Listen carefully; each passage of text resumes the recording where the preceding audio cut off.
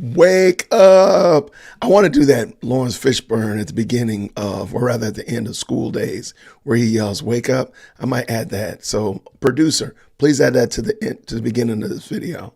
So this is an early morning live. I've barely had my coffee. My coffee is sitting right here. I've hardly woke up, but I've got something fun today. Oh my gosh. Shout out to a subscriber, Latanya Yarborough, who sent me this. This is a blessing to my life this early in the morning. Ibram Kendi. You all know how I feel about him. You all know that I believe that Henry Rogers is an unequivocal fraud. I do not believe in anti-racism. I don't believe that there's any place, any space for anti-racism to be found in Christ's church. The teaching is a fraud. It's antichrist. Truthfully, if the church is the redeemed, those who've been called out of the world into the body of Christ, then there shouldn't be schisms and isms that anti-racism would even touch, because that would be sin. It's called partiality. So Ibram Kendi, I've said it before, is a fraud. He's a whole cloth fraud. So not going to parse those words. I'm going to stand by them. And guess what? Today, I'm vindicated. I'm vindicated. My words have been vindicated. And we're going to talk about it. I do want to encourage you, take the time today to read 2 Timothy chapter 6, where Paul admonishes Timothy about those who go after false teachings and those who love money. Because boy, oh boy, this one is it. Hey, good to see you. Grace and peace. Atlanta since 82. Good to see you. Hey, wait, did I see you this weekend at G3? Hold on. We might need to have a conversation. I just thought about that. I don't think I saw you. So we might have to have a little discussion after the show. But Paul is admonishing Timothy. I'm just giving a summary because I do want to encourage you to read 1 Timothy chapter 6, where he talks about those who love money and they go after and chase after false teachings. They go after and they chase after error doctrine, because guess what? That's what Ibram Kendi has done. Let's go.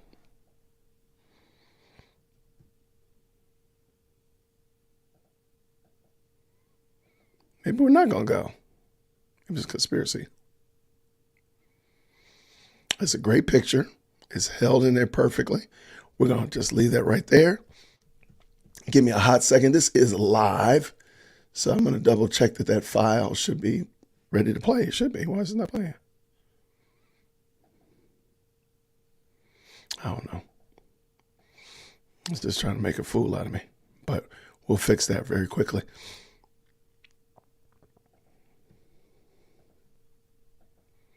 Welcome back. First, it was BLM going belly up, and now there are serious concerns that America's top racism guru has squandered tens of millions of dollars. Dr. Ibram Kendi has made a fortune lecturing white liberals on how hateful they are, thanks to his best-selling 2019 book, How to Be Anti-Racist. Watch. Well, I'm actually teaching people to see racism. There's a difference. Like the race is a mirage, but racism is real. And it's, you know who's the most likely to be harmed by racism? Our children. And you know who were the least likely to engage about it? Our children. Our children. You know, yes. That's what's really propelling me to do this work. Oh, he's really doing the Lord's He's doing the work. After the death of George Floyd, Boston University hired Dr. Kendi as a professor and allowed him to raise tens of millions of dollars to start an anti-racist center, a research center. Well, that was a huge mistake. The college has launched an inquiry into the center over the allegations of financial mismanagement. It has only produced 2 research papers since it started and just had to lay off half the staff. A former employee describes Dr. Kendi as some sort of power-drunk tyrant. One professor who works there is asking, what happened to the money? Quote, it's pretty hard for me to imagine. They blew through $30 million in 2 years. We have reached out to Dr. Kendi for comments. We have not heard back. That's very surprising. All right. So you see right there, the anti-racism fraud is being shown to be exactly that, a fraud. Now, I don't know what goes into writing a research paper. I do want to give respect there. I don't know what all goes into writing a research paper.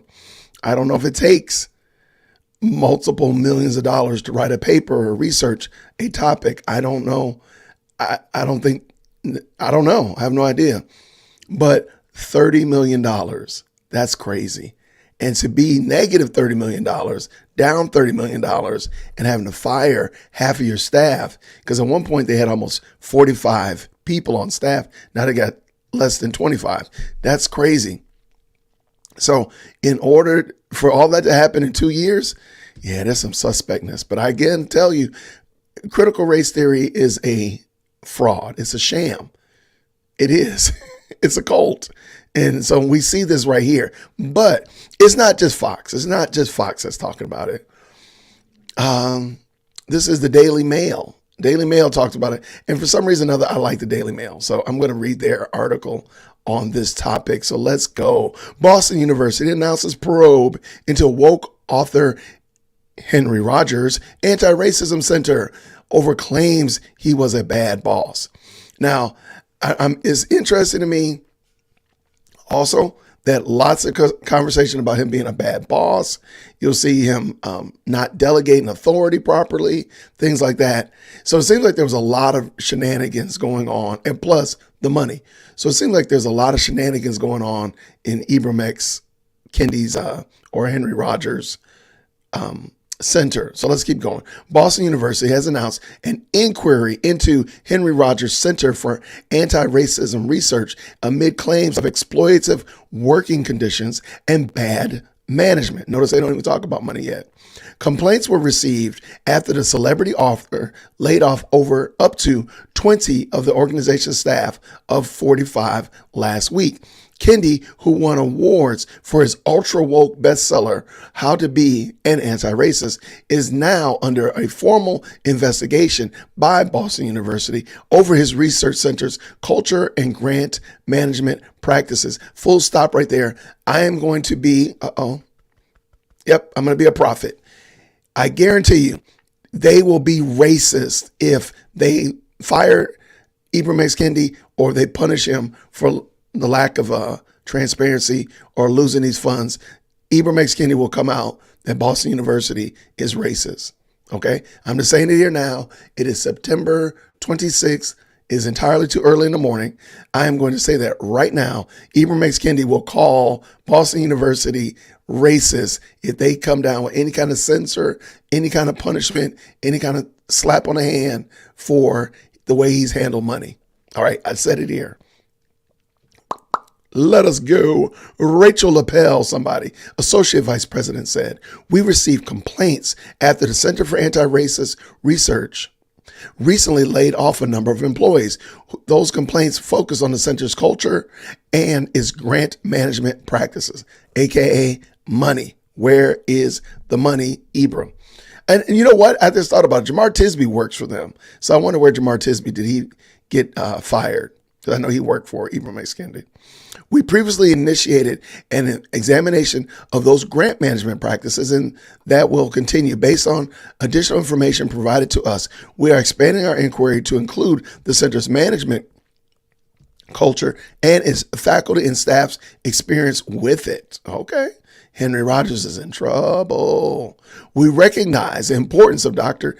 Kendi, aka Henry Rogers' work and its significant impact it has had on anti-racist thinking and policy. Please, full stop again. Remember, Ibram X. Kendi is the one that wants to start a federal department of anti-racism. He wanted to be at the federal level. Can you imagine if he can't? Imagine what he'd have done if he had been able to get involved with that. Just something to think about. We recognize, I already said that, Boston University and Henry Rogers believe strongly in the center's mission. And while he takes strong exception to the allegations made in recent complaints and media reports, we look forward to working with him as we conduct our assessment. I promise you, he's going to come out and say that they're racist. It comes after former staff at the Ailing organization spoke out against exploitative work practices. Former assistant director of narrative at the center, Sadia Grundy, told the Boston Globe she was often asked to work unreasonable hours. She said it became very clear after starting that this was exploitative, and other faculty experienced the same and worse. Spencer Piston Faculty led, the center's policy office told the publication that problems began very early on, with Kendi given too much authority. Philippe Copeland, a professor at Boston University social work, claimed he found it difficult to schedule meetings with Kendi, while others described paralysis due to Kendi's inability to delegate. In recent months, Kendi had been on leave from the center, according to Boston University. I'm interested in that right there. Why was he on leave? Was he doing like a book tour, or why was he on leave? That just seems interesting, because they're going to say that he came back off of leave to do the laying off. The layoffs were announced last Wednesday as a means of the center to move toward a fellowship model. Now, I don't know what a fellowship model is, but we're going to continue. The center was established by Kendi, who made his name with his best-selling How to Be an Anti-Racist in 2019. In the wake of the turbulent protests surrounding the police killing of George Floyd, Henry Rogers' hiring announcement was followed by an influx of donations to Boston University to support the center and Kendi's work. I just want to say, Boston University is not innocent in this matter. They're just as complicit by hiring this fraud in the beginning. They knew he was a fraud. They knew good and well he was a fraud. They knew the anti-racism in that book was a fraud. They hired him because they wanted to showcase, they wanted to stunt, and now they're on the bad side of that. I'm just saying. Including a $1.5 million 3-year gift from the biotech company Vertex and $10 million donation from Twitter founder Jack Dorsey. But many of the center's projects have yet to materialize, including a racial data tracker, which would monitor nationwide racial disparities. What in the world is that? Is it like a smart tag? What in the world is a racial data tracker? This is just somebody trying to make themselves seem useful. There's nothing involved. It's nothing. It is a giant nothing, and y'all got tricked. That rascal ran off with that money. In recent months, he had been on leave from Boston University, according to the Globe, but returned last week to conduct the layoffs. In addition to his work, now this was interesting right here at the center. Kendi has created an anti-racist graphic novel, podcast, and television show. It doesn't take that much it doesn't take $30 million to do a graphic novel. It doesn't. And I want somebody to show me the graphic novel. As a matter of fact, I'll review it. If somebody can get me a copy of Ibram X. Kendi's anti-racist graphic novel, I'm going to the bookstore today with Chief Executive Second Born. If I find it, or if anybody else finds it, if you want to, send it to me. I will absolutely review it. I'll send you my address, and you can send it to me, and I will review it. Podcast, I'm telling you right now, I can attest, it does not take $30 million to start a podcast. Trust me. It doesn't take $30 million to start a podcast. So what is he doing? And a TV show. Anybody seen this TV show? What TV show? And maybe I missed it. Ibram X. Kendi has a television show? Okay. His work became a cultural flashpoint within the country after he infamously implied white people should face discrimination if it helps achieve equity for minorities. Kendi has defended his viewpoint and believes it is important to educate people on anti-racist thinking and the persistence of the horrific prejudice faced by Black Americans. All right, that is it. I am looking forward to Ibram X. Kendi being called on the carpet about his mishandling and just being a fraud. I want more people to actually admit and acknowledge this guy's a fraud. He is a whole bona fide fraud. If you don't believe he's a fraud, that's perfectly fine. But he is a fraud. That's all I'm going to say. He's just a fraud. And if you sit there and believe Henry Rogers for any other thing besides the fact that he's a fraud, that's your fault, in my opinion. Good to see y'all. Thank you so much for hanging out with me this morning. Again, it was a quick morning. I saw this and I said, I'm going to do a live about it.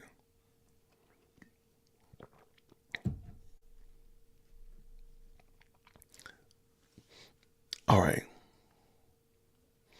What discipline did Jason Winston, great name, by the way, great initials, ask, what discipline did he get his doctorate? I think Kiana's right, African American Studies. So basically he stared in the mirror at himself and said, I'm a doctor in African American studies. Because he's just, I mean, what are we studying? I know I'm getting in trouble for that. Isn't Jamar Tisby over? I think so. Yeah, I agree.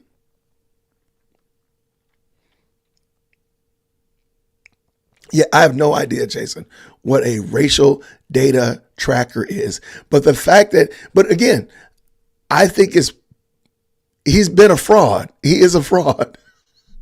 If you ever listen to him explain what racism is, it's glorious.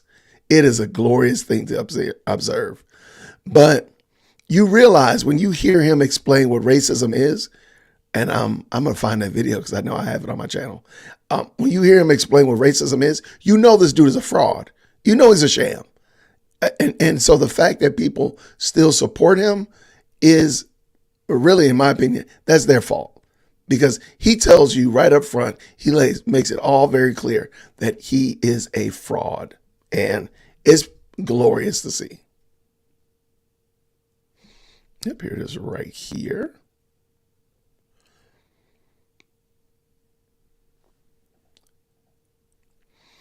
Oh, wait, no, that's not it. It's a short. All right, let me go back. Sorry about that. Here it is right here. We're going to play it. Fair used. I'm going to play my own video. All right, let's pull this in. Yeah, let me try this because I haven't tried this before.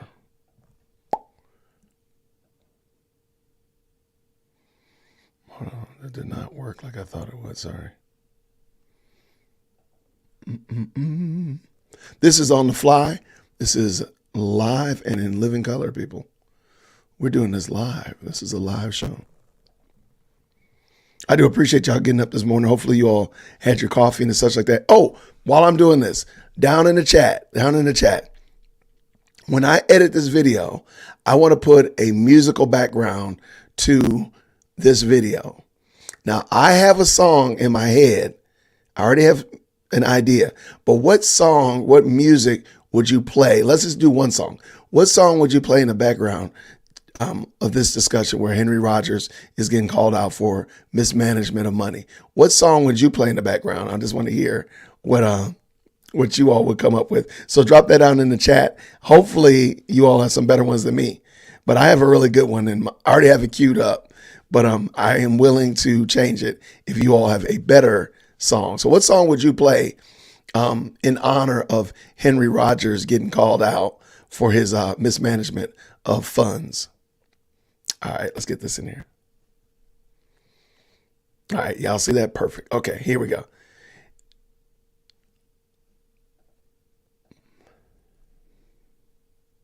Importance of defining racism.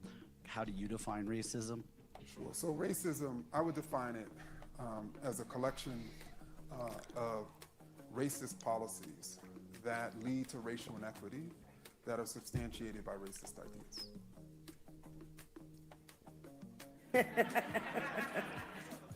Sure. A collection of racist policies that lead to racial inequity that are substantiated by racist ideas. And anti-racism is pretty simple, using the same terms. Anti-racism is a collection of anti-racist policies leading to racial, anybody want to take a guess? Equity that are substantiated by anti-racist ideas. You talked about the importance. If you listen to that definition of racism and anti-racism, and you didn't realize that Henry Rogers was a fraud, I don't know what you can do. I don't know what to do to help you. I don't know. That is quintessentially, he is proving to you that he's a fraud. And I've said it before. Listen to him speak and that uneasy laugh that he does. It is a pure sign of guilt and shame and surprise that he's able to say these things and get away with it. In my opinion, he knows he's a fraud. He knows it. And thankfully, other people are starting to learn as well. Prayerfully, his books will start to vanish and start showing up in the dustbin or in the thrift stores where they belong. Everybody, wow, I just saw a song. Oh, man, y'all, I don't know. I'm going to have to call my mom and dad. I'm going to call my mom in a moment. Maybe I should call her on the show. I'm going to call my mom because I don't know why, but Kiana is in my head. I don't understand. I'm going to ask my mom if I have another sister. All right, I'm calling my mom. Calling Mama Dear Woke.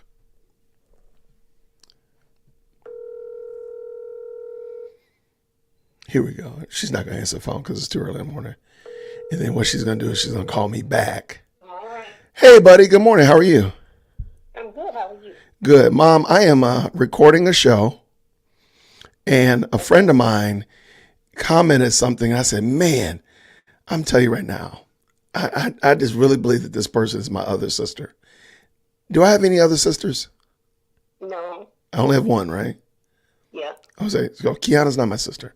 All right. Anyway, I think she is though, Mom. I just don't think you know about it. Okay. Probably. That's possible. I love you, girl. Have a great morning.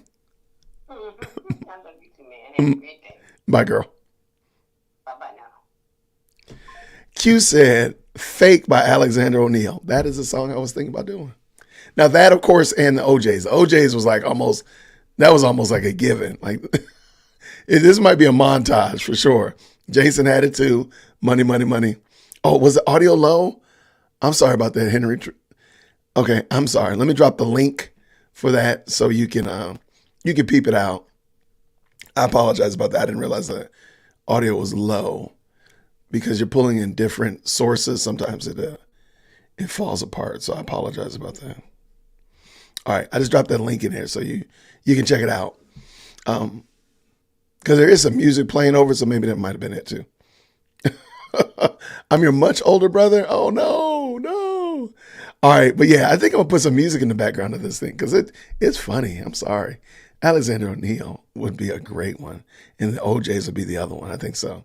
But anyway, y'all, I appreciate you so much. I just want to get on and poke fun at Henry Rogers. Hopefully, he'll be called on the carpet about this. But I promise you, if he gets called on the carpet, he's going to talk about Boston University is racist.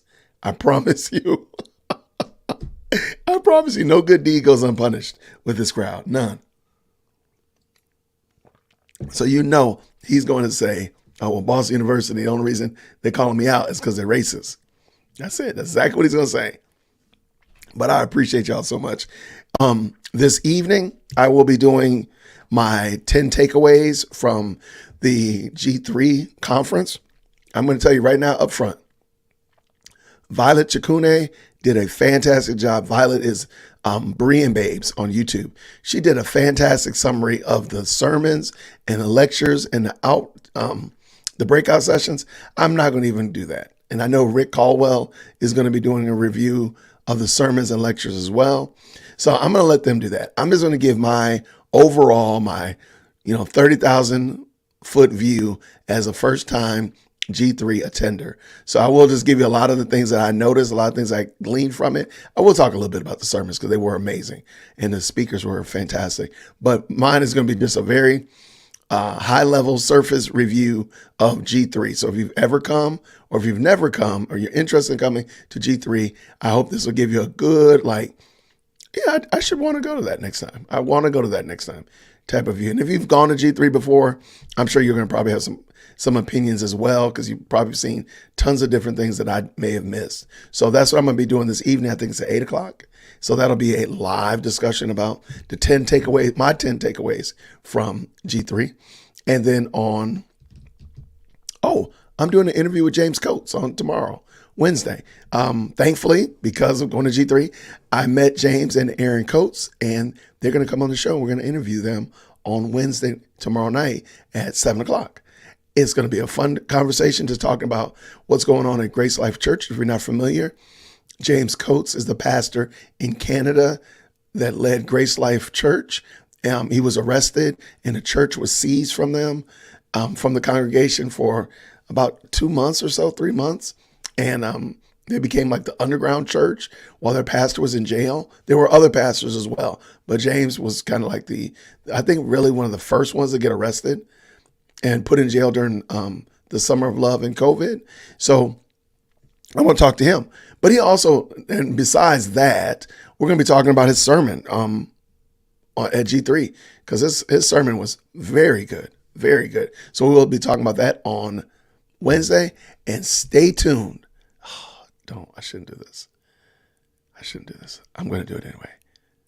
Friday, we're going to have a conversation about a gathering of people that point north here in Marietta, in Alpharetta, Georgia. We're going to have a conversation about a email that Andy Stanley sent out to his congregation, and Dear World Christian got his hands on it. So that's going to be fun. So I'm going to be doing that on Friday. So it's going to be a packed week full of shenanigans and hijinks over here at Dear World Christian. But stay tuned. I really do appreciate all of you all for all that you do to support this channel. Thank you for liking, sharing, subscribing, doing all that fun stuff. Thank you so much to the people that I met during G3. I'm looking forward to talking about you all. I'm doing the a montage video of all the pictures that I've gathered. There's almost 100 pictures that I've gathered from different people that have sent me pictures from G3. So I'm putting that together into some kind of fun video montage that we can talk about and laugh about all the different people that we met, because I probably met 30, maybe even 40 subscribers during G3. And I'm pretty sure that there were more that I missed. It was amazing. I have to say, it was amazing to meet all these brothers and sisters in the Lord, having a good laugh, having a good handshake and a hug with people I've never met before, but somehow or another, they're my brothers and sisters. It was fun. It was a lot of fun. So I'm hoping to do that and get that montage done after I get over to the studio this morning. I'm going to be working on that. It'll probably be done before the end of the week. But I thank y'all so much. I'll see you all on this evening with my 10 takeaways from G3. Looking forward to it. And until next time, everybody, grace and peace. We're out.